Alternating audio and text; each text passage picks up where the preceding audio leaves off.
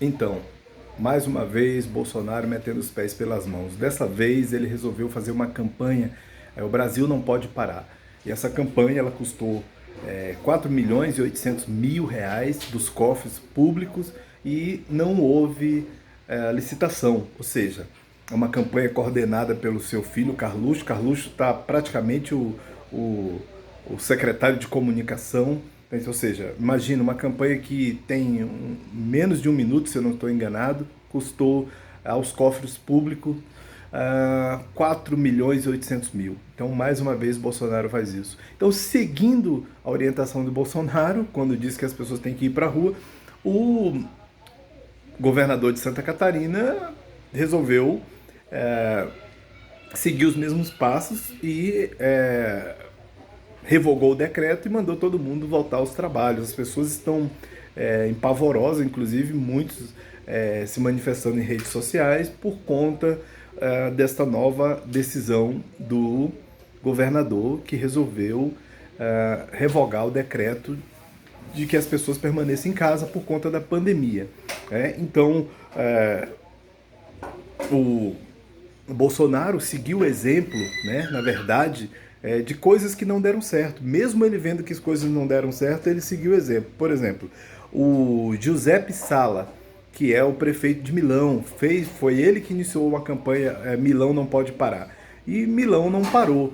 Só parou depois que 4.400 pessoas foram mortas por conta do coronavírus, de todas as idades, criança, adulto, velhos, todos morreram.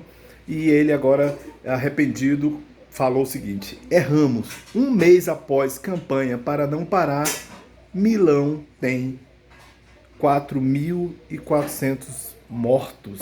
Ou seja, porque ele não queria parar, dizendo que a cidade ia quebrar. Aliás, nenhum dos países que parou quebrou até agora.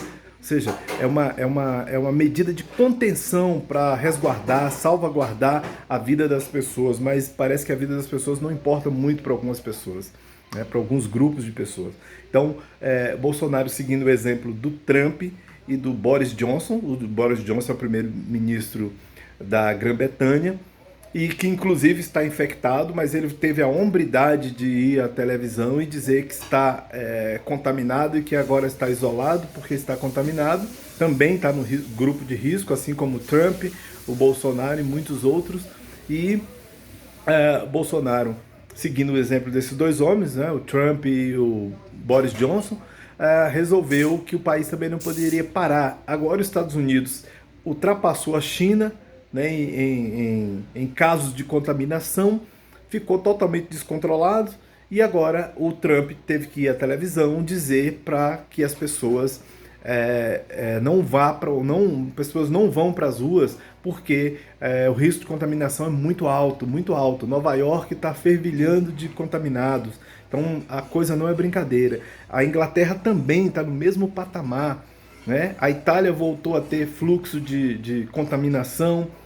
A China teve um pouquinho e a Coreia do Sul, que havia isolado no seu primeiro momento, também teve alguma situação nessa. A Espanha está totalmente isolada, fervilhando, assim como outros 57 países do mundo estão na mesma condição, né? A China isolou lá 1,5 bilhão de 1 bilhão e tantos, não 1,5 bilhão, estou exagerando, 1 bilhão e tantas milhões de pessoas também estão isoladas por conta da contaminação, da pandemia do coronavírus, e mesmo assim algumas pessoas insistem que as pessoas têm que se lançar às ruas, né, para se contaminar, ou seja, se você se contamina na rua e traz a contaminação para dentro de casa. Isso parece que é muito difícil das pessoas entenderem. A economia a gente vai recuperar, eu tenho certeza disso, que a economia a gente vai recuperar. Agora as vidas a gente não consegue recuperar, não tem como recuperar, né? Então nós estamos nessa situação complicada. Será que a gente vai